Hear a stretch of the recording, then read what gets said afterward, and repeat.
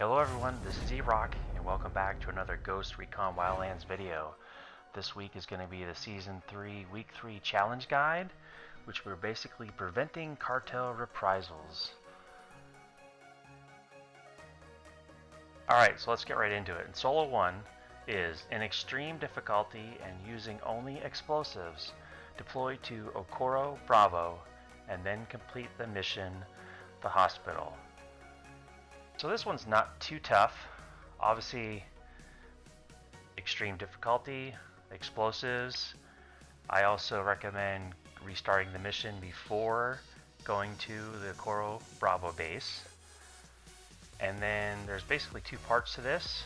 You're going to need to talk to the rebel doctor, and then you're going to have to defend the doctor. So on this, I go ahead and I set mines on the road before I go up and talk to the doctor. And that's because I did this mission once without that. The cartel are basically going to come in their armored vehicles, and just without the mines, you're going to be trying to defend a lot of enemies.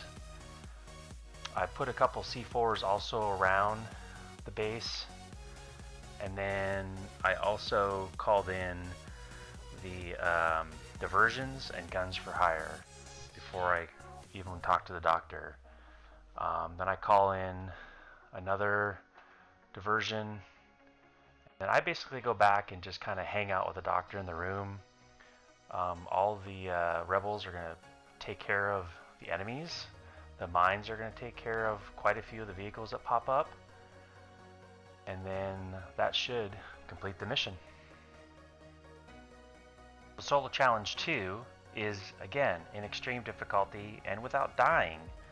Deploy to Montauk Bravo, then complete the mission full load. This is a pretty good sized base. A couple things to look out for is that there are 3 or 4 ground-to-air missile sites nearby this base. I think on all 3 sides of the base, so I tried flying a helicopter up above the base. I got shot down. I ended up, I think, driving an armored vehicle over. But I do attack from the back side of the base. I deploy my drone and mark as many enemies as possible. There's obviously multiple ways to do this mission. I kind of decided I wanted to kind of take on the base and take out as many people as possible. I tried one during the day. It was a little bit harder. Nighttime to be a little bit easier because obviously some of the enemies then are sleeping. A couple different tactics I took on is I obviously snipe the snipers. I also take out the alarm system. That way they don't call in more reinforcements. So that's what I'm doing here. I used sink shot quite a bit. I sniped when I could. I even used mortars. Another way you can do this mission, obviously, is you can do the explosive drone on all 4 of the mortar shell cases. I EMP'd the generator, took that out. Obviously used sink shot there.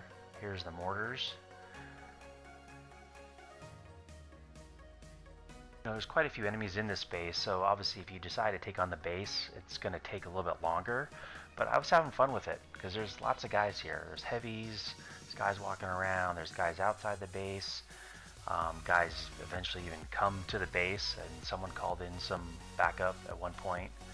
But once you take out those 4 shell cases, you'll have this mission completed. Alright, so Solo Challenge 3, again, is in extreme difficulty. Deploy to Tabagal Charlie, then complete the mission, kill a Sisa Cocoa Farm by getting kills from 200 meters away. So there you can see it on the map. This one I fly in with a helicopter. Again, I did this one at night. I land on the hillside just above, and then I'm able to scope out basically with my drone the enemies. They're around the buildings, they're out in the field. Once you kill enough, then there's going to be a couple highlighted ones that you have to definitely take out. So probably what worked the best on this mission is sink shot. but it is a two-part. You're going to need to recon the area, and then you need to basically clean out the area of the enemies.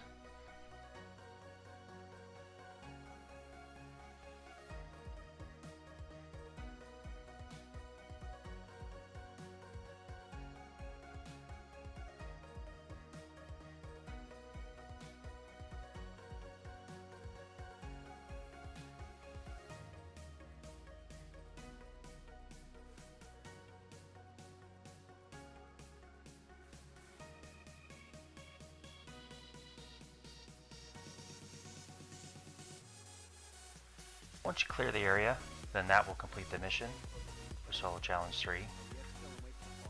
So the Task Force Challenge is in any production province in extreme difficulty, perform headshots on Santa Blanca soldiers.